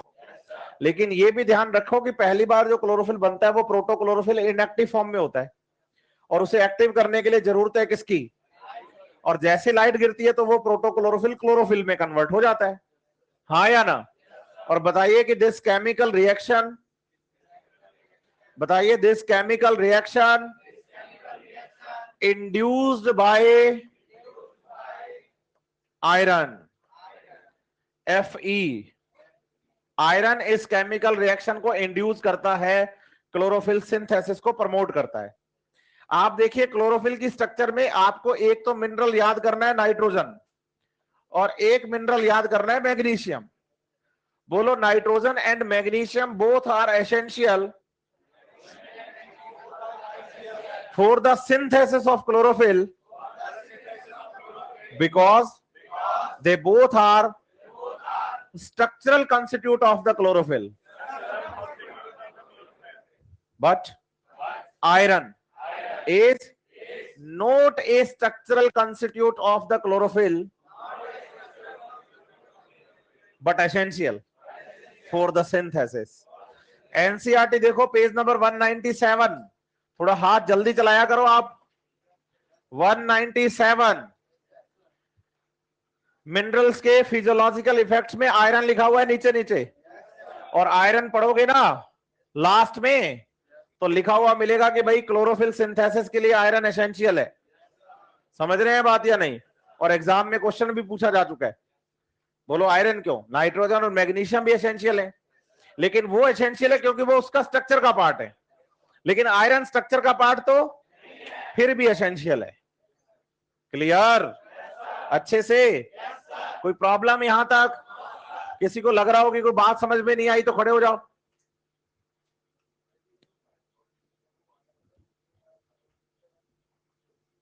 बेटा आप तो फोर्थ उस पे याद करो, वो केमिस्ट्री वाले बताएंगे। केमिकल स्ट्रक्चर बताना किसका काम है? कि तेरी एनसीईआरटी में कहीं पर भी क्लोरोफिल की स्ट्रक्चर है? नहीं है। अब क्या होता है कि जब हम केमिकल्स पढ़ते हैं ना बच्चे केमिस्ट्री के अंदर, तो वो कार्बन की या फंक्शनल ग्रुप की पोजीशन के बेसिस पर आपको ऑर्गेनिक केमिस्ट्री वाले कार्बन काउंट नहीं करवाना शुरू करते। सही है बात या नहीं? वैसे उन्होंने नंबरिंग दी है। ये प्रोटोक्लोरोफिल का कलर लाइट येलो होता है या लाइट रेड होता है, लेकिन अपने को उस पर डिटेल जाने की बिल्कुल भी जरूरत नहीं है, ठीक है? अगर तेरे को फिर भी लगेगी नहीं नहीं इसके बिना तो मेरा सिलेक्शन रुका हुआ है, मैं तो सिलेक्ट हो जाता है पहले ही, है ना, तो पेन कॉपी लेके काउंटर पे मिलना जरूर। बताने में मुझे कोई हिचक नहीं है बच्चे, जो मुझे आता है मैं बता देता हूं बच्चे को, मेरे को कोई प्रॉब्लम नहीं है।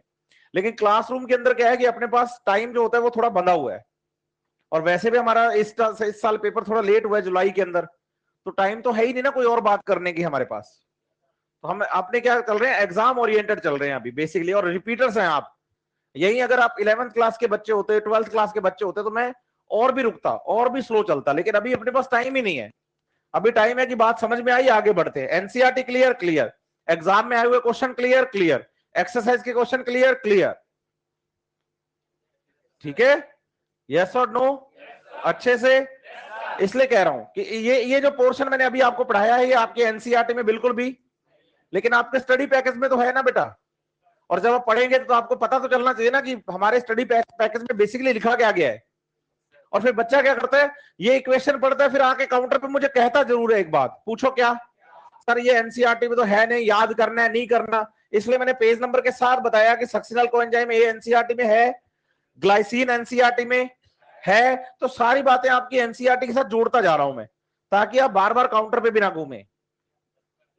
ठीक है, और बता बेटा, है ना। वो स्ट्रक्चर बताना किसका काम है, केमिस्ट्री वालों का, कि पायरोल रिंग क्या होती है, कार्बन्स कहां पर हैं। अभी मैं उधर जाऊंगा तो फिर बॉटनी कौन पढ़ाएगा। चलें आगे। यहां तक कोई प्रॉब्लम? कॉन्सेप्चुअल प्रॉब्लम आपको लगे कि सर यहां गड़बड़ है, थोड़ी सी दिमाग में कोई बात नहीं आई है, तो बेझिझक पूछिए। एम्फी, ये लिखा तो है ऊपर ऊपर। एम्फी मतलब होता है बोथ, तो दो नेचर शो करने वाला, पोलर भी और नॉन पोलर भी। मॉलिक्यूल कितने, नेचर कितने। जब एक मॉलिक्यूल दो नेचर शो करता है तो उसको एम्फीपैथिक मॉलिक्यूल कहते हैं, सिंपल बात है। एम्फीबियन, मेंढक, पानी में भी रह सकता है, जमीन पे भी। एक ऑर्गेनिज्म दो एनवायरमेंट के साथ इंटरेक्ट कर रहा है तो उसे क्या बोलेंगे।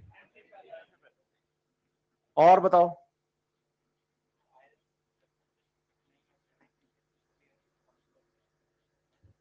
ये केमिकल इक्वेशन के जो एंजाइम्स होते हैं ना बच्चे, उनका मेटल एक्टिवेटर है ये। आयरन तो याद कर, मैंने कहा था मेटल्स हो या को एंजाइम हो या प्रोस्थेटिक ग्रुप हो, है ना। तो अगर यहां मेटल इन्वॉल्व है केमिकल रिएक्शन में, इसका मतलब वो एंजाइम का एक्टिवेटर है। और बताओ, बस बढ़ू फिर मैं आगे। तो नंबर 2 पे अब जो हम पिगमेंट बात करने वाले हैं वो है कैरोटिनॉइड। कौन है, कैरोटिनॉइड्स।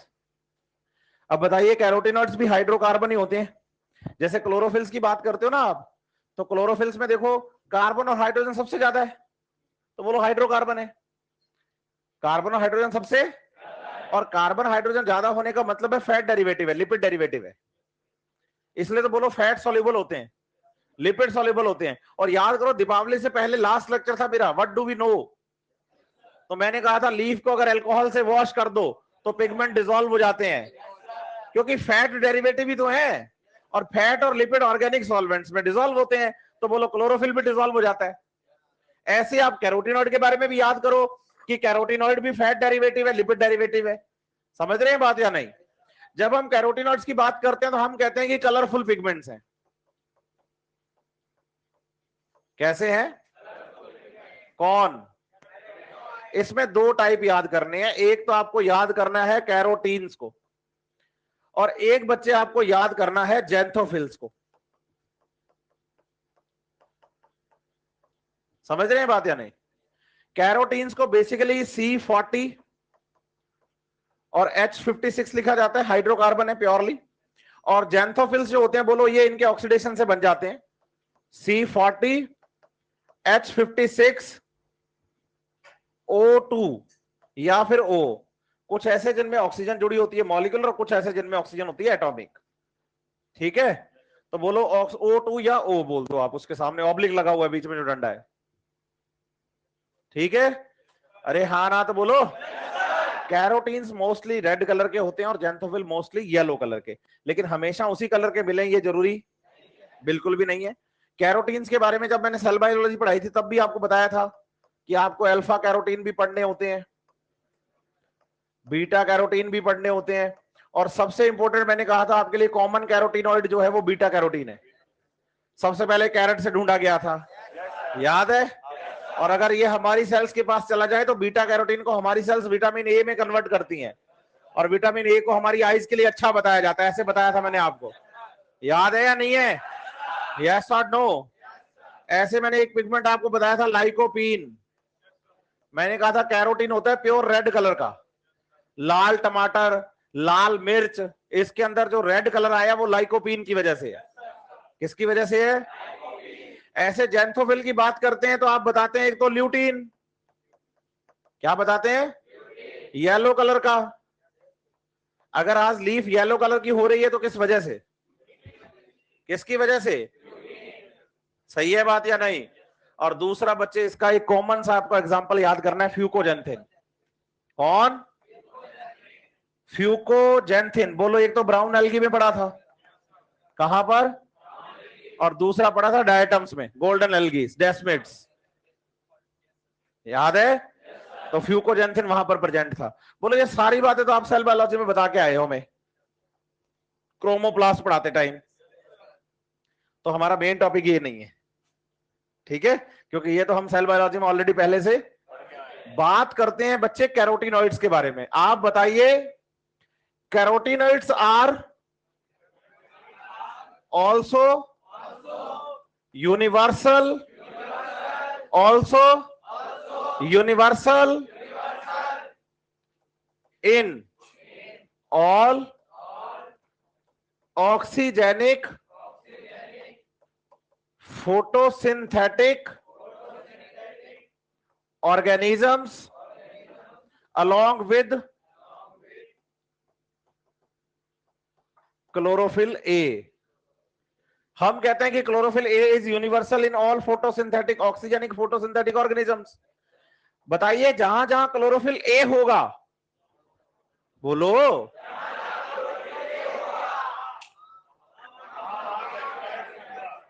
100% मिलेंगे। समझ रहे हैं बात या नहीं?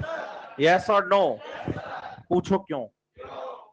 बोलो, carotenoids protect the chlorophyll A from photo oxidation. बोलो, हेल्प करते हैं फोटो ऑक्सीडेशन से बचाने में। पूछो हाउ? तो पहले तो फोटो ऑक्सीडेशन पता हो तभी तो बचाओगे, हाँ या ना? और दूसरी बात ये याद रखो कि भाई क्लोरोफिल्स को बचाता कौन है? कैरोटीनॉइड्स। कौन बचाता है? किससे? इनकी वजह से तो क्लोरोफिल एग्जिस्ट करता है। आप एक बात याद रखो, पूछो क्या? क्लोरोफिल कमजोर है, अनस्टेबल है, कैरोटीनॉइड स्टेबल है एज कंपेयर टू क्लोरोफिल। मैं बताऊं आपको, कंडीशंस ना, एनवायरमेंटल कंडीशन बड़ी फेवरेबल है, शानदार है, मौसम बड़ा बढ़िया है। आप प्लांट को देखते हो, आप कहते हो हा हा green green plant. Condition favourable है। फेवरेबल कंडीशन में तो हर कोई सर्वाइव कर सकता है, क्लोरोफिल भी कर रहे हैं। कंडीशन थोड़ी सी भी क्या होती है? Adverse, unfavourable. भाई क्लोरोफिल यूं गायब होता है, यूं पीली पड़ जाती हैं पत्तियां, आप कहते हो एनवायरमेंट ठीक नहीं है। बताओ, एडवर्स कंडीशन में भी बना रहता है कौन? एडवर्स कंडीशन में भी बना रहता है कौन? और गायब हो जाता है कौन? तो बताओ, दोनों में से ज्यादा स्टेबल कौन? एनसीईआरटी खोलो, पेज नंबर 225। थोड़े हाथ जल्दी चलाया करो आप लोग। 225 नंबर पेज एनसीईआरटी का, एक्सरसाइज है एनसीईआरटी की। क्वेश्चन नंबर 6 पढ़ के देखो।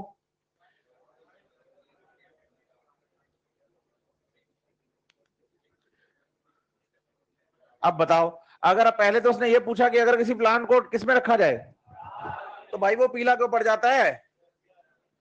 तो आप बताओ, क्लोरोफिल सिंथेसिस नहीं हो पाएगा। इसका क्वेश्चन है इटियोलेशन, कि प्लांट इटियोलेटेड हो जाएगा, है ना?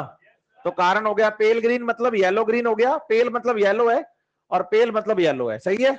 या तो उसने लिखा पेल या लिखा पेल ग्रीन हो जाता है, हाँ या ना? क्यों हो जाता है? क्योंकि इटियोलेशन हो गया, तो इटियोलेटेड प्लांट है। फिर उसने कहा कि क्या सोचते हो, कौन सा स्टेबल है ज्यादा? कैरोटीनॉइड, सही है। तो क्लोरोफिल ए को प्रोटेक्ट कौन करता है? क्लोरोफिल ए को प्रोटेक्ट कौन करता है? तो मुझे बताओ यार, जिम जाने की जरूरत किसको है, बॉडीगार्ड को या बॉडी को? नहीं, मैं बॉडी, कोई भी मान लो, जैसे मैं बहुत बड़ा, या आप मान लो अपने आप को बहुत बड़े डॉक्टर बन के आप मतलब ऑफिसर टाइप हो गए हो कुछ बढ़िया से, और आपके बॉडीगार्ड है 2-4, तो तुम्हें दो रोज शरीर बनाने की कहां जरूरत है? तुम्हारे बॉडीगार्ड को स्टेबल होने की जरूरत है, क्योंकि बचाना तो उसने है तुम्हें। तो मुझे बताओ, तो ज्यादा स्टेबल कौन होगा, आप या आपका बॉडीगार्ड? बस, तो जिम जाने की जरूरत किसको है? तो वही तो बोल रहा हूं ना मैं, यहां पर भी कैरोटिनॉइड जो है वो क्लोरोफिल को बचाते हैं, क्लोरोफिल कैरोटिनॉइड को बचाता है। तो ज्यादा स्टेबल किसको होना चाहिए? तो विच पिगमेंट इज मोर स्टेबल? अब कल को एग्जाम में ऐसा कोई क्वेश्चन आ जाए तो बच्चा कहता है आउट ऑफ सिलेबस आ गया। ये आउट ऑफ सिलेबस काहे को आ गया, या आउट ऑफ एनसीईआरटी क्यों आ गया? क्योंकि एनसीईआरटी पढ़ी नहीं हमने कभी ध्यान से। नहीं समझ रहे आप मेरी बात? भाई जिंदा हो? हाँ शाबाश, यहां तक क्लियर है बात? बात करते हैं कि बचाता कैसे है फोटो ऑक्सीडेशन से, और फोटो ऑक्सीडेशन होता क्या है उसके बारे में बात करते हैं।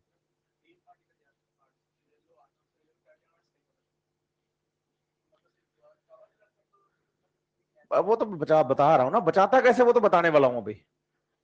करें शुरू। इसका क्वेश्चन है कि कैरोटिनॉइड बचाता कैसे है। इसको लग रहा है कि बॉडीगार्ड का मतलब है जैसे बॉडीगार्ड को आपके ऊपर कोई हमला कर रहा है तो बॉडीगार्ड आपको कवर कर लेता है, तो ऐसे वो कैरोटिनॉइड भी कवर कर लेते हैं। नहीं, ऐसा नहीं है, है ना। बचाने का तरीका कुछ और है, वो मैं आपको बताता हूं।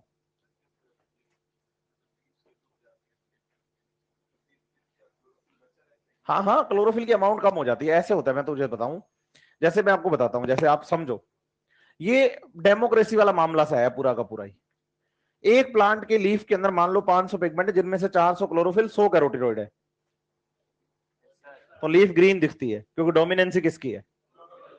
धीरे धीरे क्लोरोफिल नंबर क्या होने लगते हैं? जब क्लोरोफिल और कैरोटिनॉइड लगभग इक्वल इक्वल हो जाते हैं, 100 हो जाते हैं, तो बोलो येलो ग्रीन हो जाती है लीफ, पेल ग्रीन कहते हैं इसको। और जैसे क्लोरोफिल के नंबर कैरोटिनॉइड से क्या हुए, तो सरकार किसकी आ जाती है? कैरोटिनॉइड की, और वही लीफ आपको येलो कलर की दिखने लग जाती है। समझ रहे हैं? तो पूरा नंबर गेम है। चले आगे? अरे हाँ ना तो बोलो। चलो अब बचाते कैसे उस पे आते हैं। यहां तक कोई प्रॉब्लम? क्या मेरी बातें आपको समझ में आ रही है बढ़िया से? अब क्या करते हैं, इस बात को समझने के लिए क्या करेंगे, अपने इसको ना ले जाते हैं थोड़ा एटॉमिक लेवल पे क्लोरोफिल के, ताकि अपने को थोड़ा अच्छे से चीजें समझ में आ पाए। जो बात मैं अभी आपको बताने वाला हूं ना आपके एनसीईआरटी में ना आपके स्टडी पैकेज में, लेकिन ये फोटोसिंथेसिस प्रोसेस का बेस है पूरा का पूरा। जिसको ये बात समझ में आ गई उसको ये समझ आ जाएगा कि वास्तव में फोटोसिंथेसिस होता कैसे है। फिर आपको रटने की जरूरत नहीं है, क्योंकि आपको बेसिक कॉन्सेप्ट पता चल गया कि वास्तव में फोटोसिंथेसिस चल कैसे रहा है। ठीक है बात या नहीं? बताइए कि जैसे मान लीजिए अपने पास क्लोरोफिल है, और मैं ये क्लोरोफिल के एक एटम की बात कर रहा हूं। मैं कह रहा हूं कि भाई ये क्लोरोफिल ए है। क्लोरोफिल ए के साथ साथ हायर प्लांट्स में एक दूसरा क्लोरोफिल भी होता है, इसे क्लोरोफिल बी कहेंगे। और एक आपको याद करना है कैरोटिनॉइड, एक पिगमेंट कैरोटिनॉइड भी होता है। सही है? आप बताइए, जब इनके एटॉमिक लेवल की बात करते हैं तो हम बता रहे हैं कि इनके इलेक्ट्रॉन्स जो है ना, वो सबसे अंदर वाले ऑर्बिटल में है, इनर मोस्ट ऑर्बिटल में है, लो एनर्जी लेवल पे है। क्योंकि अभी तक ये एक्साइट, क्योंकि अभी लाइट ही नहीं गिरी इस पे। पिगमेंट का काम होता है लाइट को क्या करना, तो लाइट तो अभी तक गिरी नहीं, लाइट तो अभी तक गिरी नहीं। अब लाइट गिरी नहीं तो इसका मतलब इलेक्ट्रॉन जो है इनके लो एनर्जी लेवल पे है। सही है बात या नहीं? अब बताइए इस पर क्या गिरेगी, और लाइट तीनों पे एक साथ ही गिरेगी। लाइट तीनों पे भाई, यहां देखो ये बैठा है, ये बैठा है, ये बैठा है, इधर ऊपर से लाइट गिरना शुरू होगी। तो ऐसे थोड़ी कि पहले इस पे गिरेगी, फिर इस पे गिरेगी, फिर इस पे गिरेगी। नहीं, वो तो सब पे एक साथ ही गिरेगी, वो नहीं करती पार्शियलिटी। तो तीनों पे एक साथ साइमल्टेनियसली क्या गिरी, लाइट गिरी। तो मतलब एनर्जी मिली इनको। एनर्जी मिलते ही इनके इलेक्ट्रॉन जो है बच्चे वो एक्साइट होकर कहां चले गए, बोलो हाई एनर्जी लेवल पर। सही है? आउटर ऑर्बिटल में। तीनों के इलेक्ट्रॉन जब एक्साइट हुए, हाई एनर्जी लेवल पर चले गए, तो आप बताइए कि जो क्लोरोफिल बी और कैरोटिनॉइड है, यहां से एनर्जी का एक रेजोनेंस ट्रांसफर हुआ। एनर्जी गई किस तरफ, क्लोरोफिल ए की तरफ। तो बोलो ए को एनर्जी दे दी बी और कैरोटिनॉइड्स ने। जितने भी बी थे, जितने भी कैरोटिनॉइड्स थे, दूसरे पिगमेंट थे, उन सबने एनर्जी किसको दे दी? एक तो ए ने लाइट से एनर्जी ले ली, दूसरा साथ वाले पिगमेंट से एनर्जी ले ली। तो ए का एनर्जी लेवल इतना ज्यादा हो गया कि वो अपने ऑर्बिटल से इलेक्ट्रॉन को बाहर निकाल देते हैं। इतना ज्यादा एनर्जी लेवल हो गया कि उनके ऑर्बिटल से इलेक्ट्रॉन क्या हो गया। ये कब हुआ बोलो, लाइट गिरने पर। बोलो इलेक्ट्रॉन का निकलना, ऑक्सीडेशन या रिडक्शन है? ऑक्सीडेशन। सही है? तो बताइए इसका क्या हुआ, लेकिन ये ऑक्सीडेशन हुआ कब? जब क्या गिरी? इसीलिए इलेक्ट्रॉन के निकलने को ही क्या कहते हैं? क्लियर है बात या नहीं? यस और नो? इस फोटो ऑक्सीडेशन से जो इलेक्ट्रॉन निकला, बोलो ये इलेक्ट्रॉन हाई एनर्जी वाला इलेक्ट्रॉन है, ये इलेक्ट्रॉन, और बोलो ये हाई एनर्जी इलेक्ट्रॉन ही, बोलो, फोटोसिंथेसिस प्रोसेस को चलाएगा। हम कहते हैं कि फोटोसिंथेसिस प्रोसेस किसकी प्रेजेंस में चलता है? तो लाइट गिरती है तो प्रोसेस शुरू होता है। तो आप बताइए प्रोसेस शुरू कौन करता है? और इस इलेक्ट्रॉन के पास एनर्जी किसकी होती है? क्योंकि इलेक्ट्रॉन निकलता ही लाइट गिरने के बाद है। अब आप बताओ, जब सुबह सनराइज हुआ, क्या हुआ? तो सनराइज होने के बाद लाइट तो कंटिन्यू गिरती जा रही है, इलेक्ट्रॉन कंटिन्यू निकलते जा रहे हैं, लाइट कंटिन्यू, इलेक्ट्रॉन कंटिन्यू निकलते जा रहे हैं, हाँ या ना?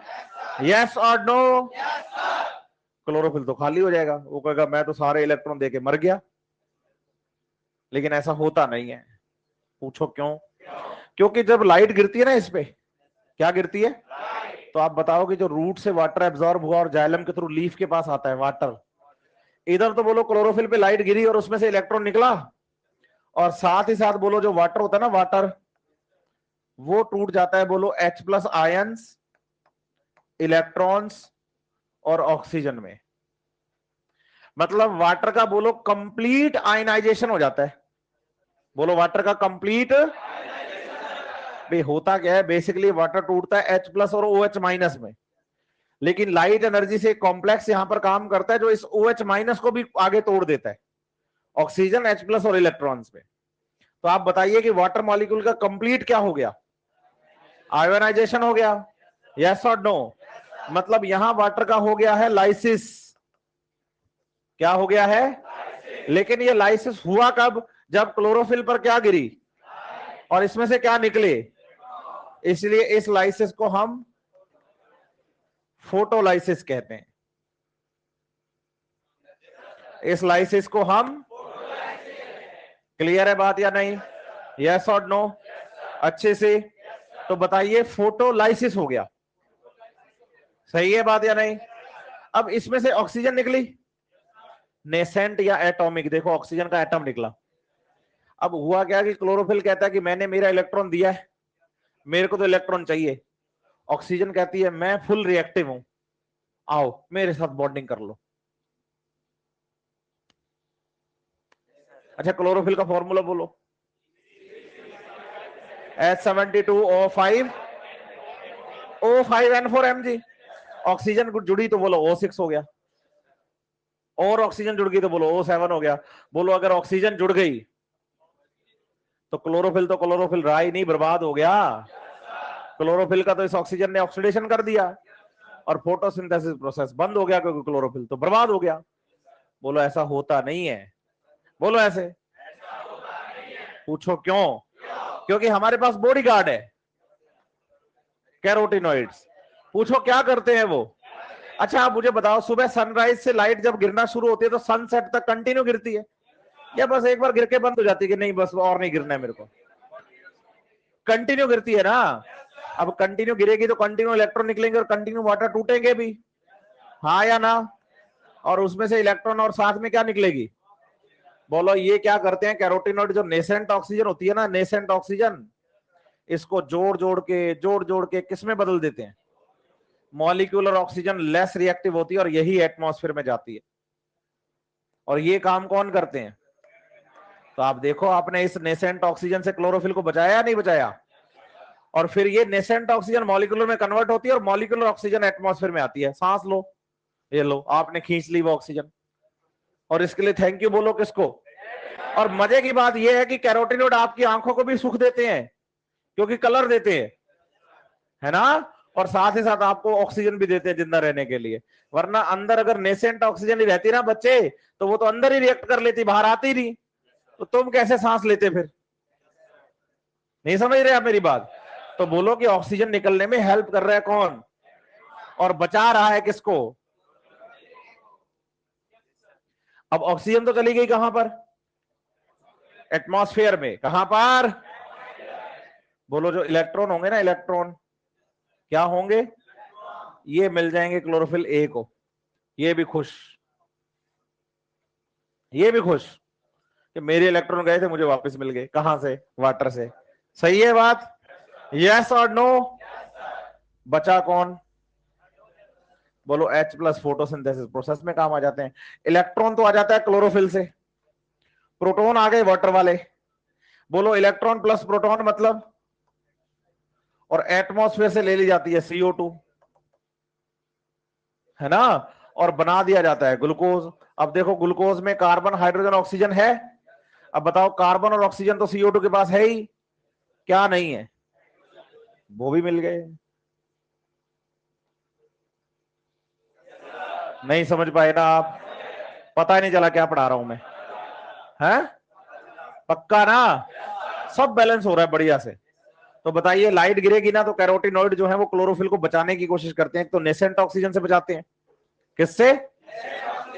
और मजे की बात यह है कि फोटोसिंथेसिस में हेल्प भी करते हैं, लाइट एब्सॉर्ब करते हैं और अपनी एनर्जी क्लोरोफिल ए को देते भी हैं। तो भाई तू इलेक्ट्रॉन निकाल, मैं हूं, डर मत। समझ रहे हो मेरी बात या नहीं? आप एनसीईआरटी खोलो, पेज नंबर 211, 211, 211। पहला पैराग्राफ है, लास्ट की 3 लाइनें देखो आप, फर्स्ट पैराग्राफ की।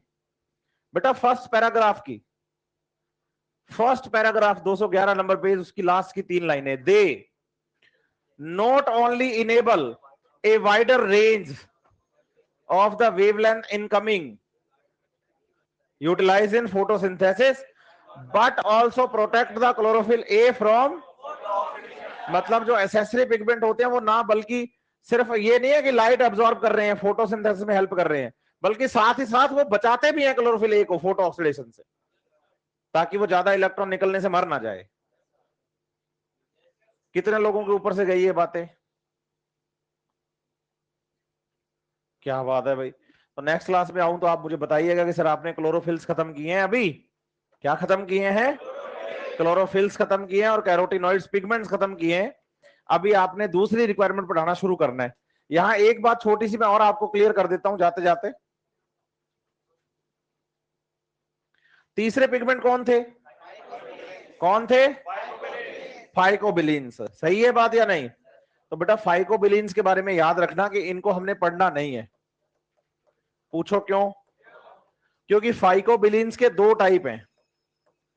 बोलो फाइकोसाइनिन जो कि ब्लू कलर के हैं, और फाइको इरिथ्रीन जो कि रेड कलर के हैं। और बोलो ये होते हैं बीजीए के अंदर, और ये होते हैं बच्चे रेड ग्रीन एल्गी में, रोडोफाइसी के अंदर। याद करो, R phycocyanin, C phycoerythrin, C phycocyanin लिखे थे ना, वही वाले हैं ये। बोलो ये प्रोटीन नेचर के होते हैं। वैसे आपको बता दूं क्लोरोफिल और कैरोटीनॉइड तो लिपिड नेचर के थे, ये प्रोटीन नेचर के होते हैं, इसलिए फाइकोबिलीन्स को बिली प्रोटीन्स भी कहा जाता है। और इनको हमें पढ़ना, क्योंकि हमारे चैप्टर का नाम है फोटोसिंथेसिस इन, और हायर प्लांट भाई होते नहीं। ठीक है, तो आज का लेक्चर आपका ओवर है बच्चे।